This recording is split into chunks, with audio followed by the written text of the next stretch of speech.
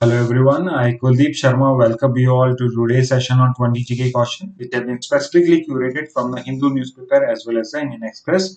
So let's look at the question for today. But before the same advice, please go through today's daily news analysis because all of the question have been created from there only. So let's look at the question for today. So the first question is which of the following mission focuses on improving weather prediction accuracy and enhancing the use of radar satellites and Agromet forecast और चार option है आपके mission monsoon मौसम शक्ति और किसान और the correct answer is B mission Mausam है जिसके अंदर में हम हमारा बेसिकली जो वेदर प्रिडिक्शन का एक्यूरेसी है उसको इंप्रूव करने के लिए better radar satellites and forecast technology को यूज करेंगे ओके नेक्स्ट में मूव करते हैं which of the following institution is not involve in the implementation of mission Mausam में कौन सी of the following is not involve IMD tropical meteorology institute national centre for medium range weather forecasting ये तीनों हमने discuss करी हैं कि ये तीनों ही उसमें इन्वॉल्व है बट इसरो जो है वो इसमें इन्वॉल्व नहीं है directly at least indirectly may be satellite launch के थ्रू इन्वॉल्व हो बट डायरेक्टली नहीं है तो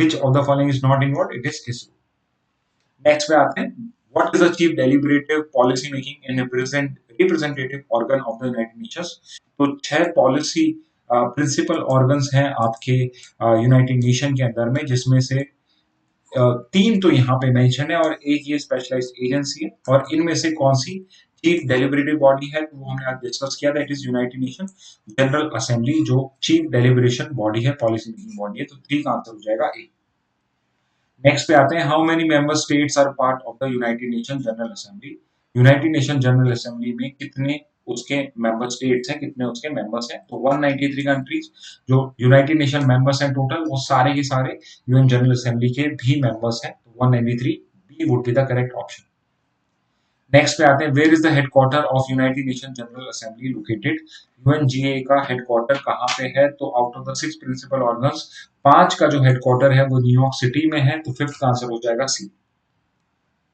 आते हैं who is the current president of the United Nation General assembly चार ऑप्शंस हैं और हमने इसको भी डिस्कस किया था the current president of UN general assembly is Philomel Yong okay so D would be the correct answer next पे आते हैं what is the core concept of one nation one election का कोर कंसेप्ट क्या है holding elections every year increasing the number of election simultaneous election or introducing online voting so we have discussed this in very much detail today कि जो one nation one election है इसका main purpose है simultaneous election at all levels first page में लोकसभा और legislative assembly का और 100 days later हम पंचायत और म्यूनिसिपैलिटीज का भी साथ में इलेक्शन कंडक्ट कराने का ट्राई करेंगे ओके नेक्स्ट पे आते हैं by which year is the high level committee recommending simultaneous elections to be achieved तो 2029 पे आपकी जो हाई लेवल कमिटी है headed by Ramnath Kovind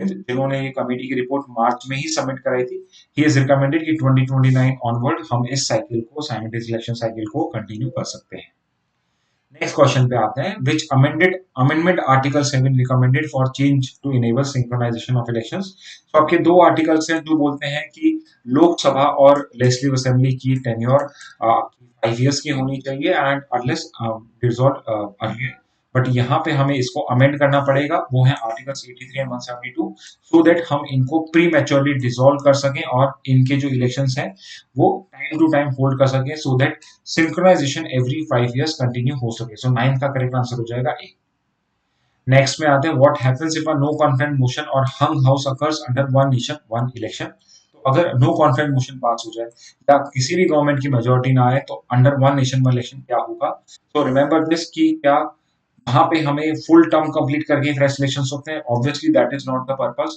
parliament chooses a new government obviously that can not happen अगर हंग parliament है थर्ड है president appoints the government directly again ये भी प्रपोजल नहीं है तो एक ही आपका बनता है fresh elections are held for the unexpired terms तो फॉर एग्जांपल अगर हमने 5 साल के लिए कोई गवर्नमेंट चूज करी लेट्स से 24 से 29 के लिए हमने चूज करी है और लोकसभा ही 2026 में मेजोरिटी लूज कर जाती है तो जो 26 में इलेक्शंस कंडक्ट होंगे that would only for the period of 26 to 29 और 2029 में हम फिर से 5 साल के लिए नई गवर्नमेंट को चूज करेंगे ओके सो 10 का आंसर हो जाएगा सी नेक्स्ट क्वेश्चन पे आते हैं अब हम व्हाइट रेवोल्यूशन 2.0 की बात कर रहे हैं तो व्हाइट रेवोल्यूशन 1.0 आपका 1960s 70s में हुआ था नेक्स्ट क्वेश्चन वही है बट अभी हम करेंगे टारगेट मिल्क प्रोक्योरमेंट क्या है अंडर व्हाइट रेवोल्यूशन 2.0। तो अभी हमारा 660 लाख लीटर्स पर डे का प्रोक्योरमेंट टारगेट रहता है। टारगेट क्या हम करीब करीब अचीव करते हैं, और अब हम व्हाइट रेवोल्यूशन 2.0 में 1000 लाख पर लीटर्स पर डे का हम टारगेट अचीव करना चाहते हैं। सो 2.10 का टारगेट क्या हो जाएगा आपका 1000 lakh litres per day. Next question क्या है, who is regarded as a father of white revolution India. So just like MS Swaminathan is called as Green Revolution, father of Green Revolution in India, Dr. Varghese Kuren is known as the father of White Revolution in India. So 12th answer हो जाएगा B. Next question में आते हैं, when did the White Revolution or Operation Flood as it was known at that time started in India। तो जो White Revolution या Operation Flood है, Green Revolution के जस्ट बाद ही हमने 1970s onwards इसको बिगिन कर दिया था। तो करेक्ट आंसर 13 का होगा ए। नेक्स्ट क्वेश्चन पे आते हैं, which organization spearheaded the white revolution in India। White revolution को इंडिया के अंदर में प्रमोट करने में सबसे फॉरवर्ड कौन सी थी। तो व्हाइट रेवोल्यूशन के लिए सबसे इंपॉर्टेंट ऑर्गेनाइजेशन थी आपकी NDDB, national dairy development board. So correct answer 14 का हो जाएगा सी। नेक्स्ट क्वेश्चन पे आते हैं, which state is the largest producer of milk in India. कौन सी स्टेट है जो लार्जेस्ट प्रोड्यूसर है मिल्क इंडिया में। तो वो है आपकी उत्तर प्रदेश। उत्तर प्रदेश सबसे ज्यादा मिल्क प्रोड्यूस करती है इंडिया में। Okay, and which country is the largest producer of milk globally. तो व्हाइट रेवोल्यूशन की सक्सेस की वजह से 2016-17 से India is the largest producer. तो India would be the country जो मिल्क ग्लोबली लार्जेस्ट प्रोड्यूसर है मिल्क का। नेक्स्ट क्वेश्चन पे आते हैं, what is the primary objective of PM Ashna. तो हमने इसको भी डिटेल में डिस्कस करा है, और इसका प्राइमरी ऑब्जेक्टिव है कि जो फार्मर्स हैं वो अपने प्रोडक्ट के एक रेम्युनरेटिव प्राइस को यहाँ पे फेच कर पाए, वो उनको मिल पाए। तो यही हमारा पीएम आशना का प्राइमरी ऑब्जेक्टिव है। ओके, तो C would be the correct for 17। Next question पे आते हैं, what is a curative petition. Curative petition को भी हमने डील करा। अपील मैकेनिज्म और रिव्यू पिटीशन के खत्म होने के बाद आपके पास एक लास्ट रिजॉर्ट बचता है जो है आपका curative petition. So obviously it can not be filed before a review petition, it would be filed after dismissal of a review petition. So 18 का करेक्ट आंसर हो जाएगा डी।